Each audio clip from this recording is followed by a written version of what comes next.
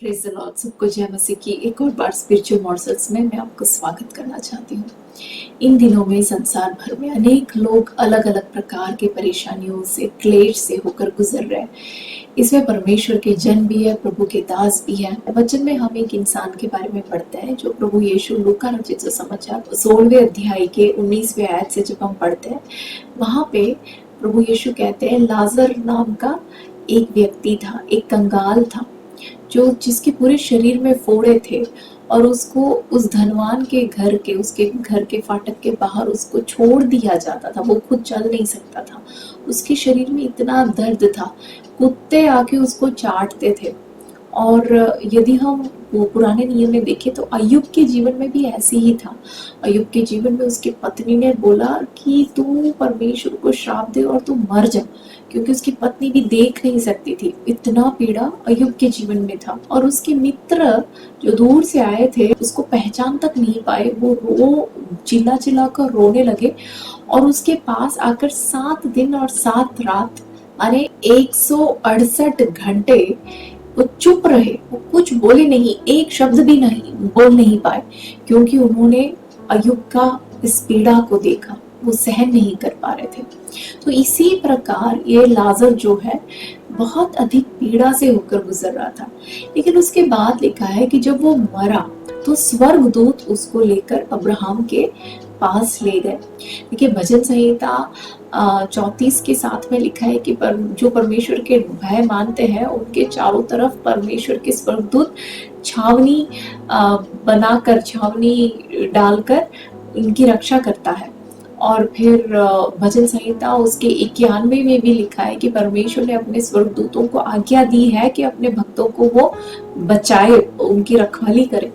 तो अगर ऐसे है तो मेरा ये सवाल है कि लाजर जब इस संसार में जब वो जीवित था तो इन स्वर्गदूतों ने उसके क्लेश को कम करने के लिए या उसके परेशानी से उसको बचाने का क्यों नहीं सोचा, या क्यों ऐसा कुछ नहीं किया। यदि हमें ये समझना है तो हमें वचन में प्रभु यीशु के शब्द को देखना है। यीशु ने कहा यूहन्ना रचित सुसमाचार में उसके 16 के 33 में कि देखो मैंने संसार को जीत लिया है, तुम्हारे शांति के लिए मैं तुम्हें ये कहता हूँ, लेकिन इस संसार में अब तुम्हें बहुत क्लेश है। तो यीशु ये नहीं कहते कि जब हम मसीह होते हैं तो हमारे जीवन में क्लेश नहीं आएंगे, क्लेश आएंगे, लेकिन यीशु कहता है कि मैं तुम्हारे साथ हूँ, तुम्हारी शांति के लिए मैं तुम्हें ये पहले से कह देता हूँ।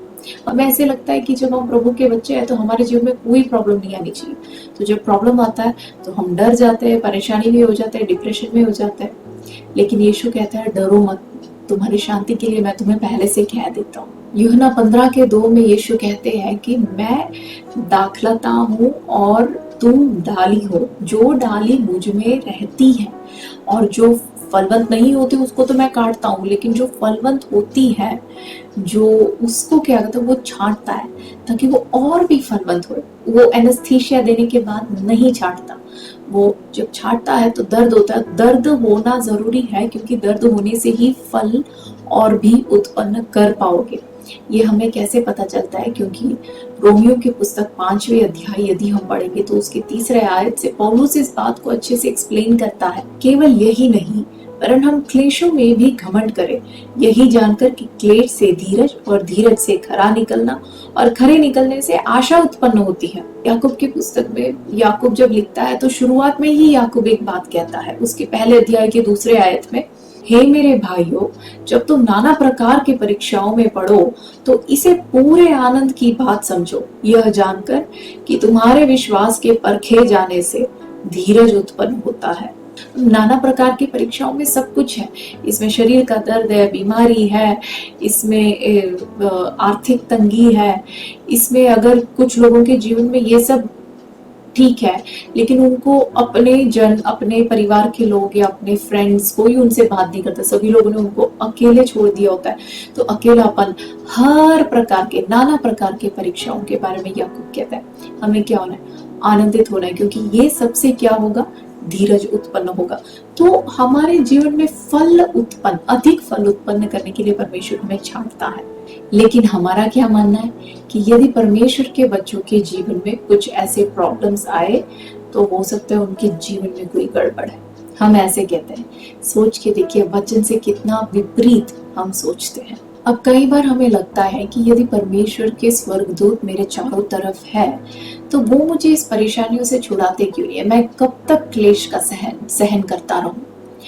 पहले कुरिन्थियों 10वें अध्याय के 13वें आयत में हम इस प्रकार देखते हैं कि वह तुम्हें सामर्थ से बाहर परीक्षा में न पड़ने देगा। परमेश्वर जानता है कि हमारा सहन करने का सामर्थ्य कितना है। वो उसने हम में से हर एक व्यक्तियों को रचाया है। प्रोवर्ब्स 8 के 29 में लिखा है कि परमेश्वर जो समुद्र है और उसके लहरें है उसको परमेश्वर ने एक सीमा रखा है। परमेश्वर ने कहा है कि तू इससे आगे नहीं आएगा, बस यहाँ तक ही तू आ सकता है।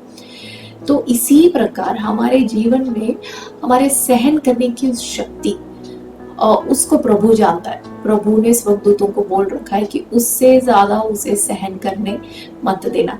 देखिए जो एक सुनार है, सुनार के बारे में ये कहते हैं कि जब वो सोने को वो प्यूरिफाई करता है, सोने को जब वो साफ करता है तो उसको आग के भट्टी में डालकर उसको जितना ज्यादा सफाई करता है वो तब तक करता है जब तक उसको अपना चेहरा उस सोने में ना दिखे, तब तक वो इसको प्यूरिफाई करता रहता है।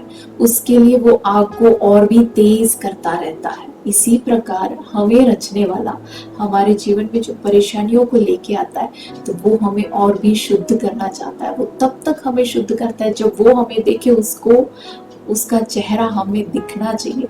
जो और लोग हमें देखे तो उनको यीशु हमें दिखना चाहिए। उस लेवल तक हमें पहुंचाने के लिए कई बार वो हमें छांटता है।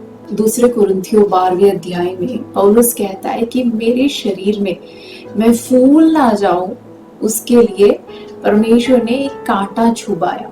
और वो कहता है मैंने इस बारे में परमेश्वर से 3 बार विनती की है। प्रभु कहता है मैं इस कांटे को नहीं लेना चाहता, मैं चाहता हूँ कि तू फूल ना जाए, मैं चाहता हूँ कि तू शुद्ध रहे, और इसलिए इस कांटा अभी इस धरती में रहने दे, मेरा अनुग्रह तेरे लिए काफी है।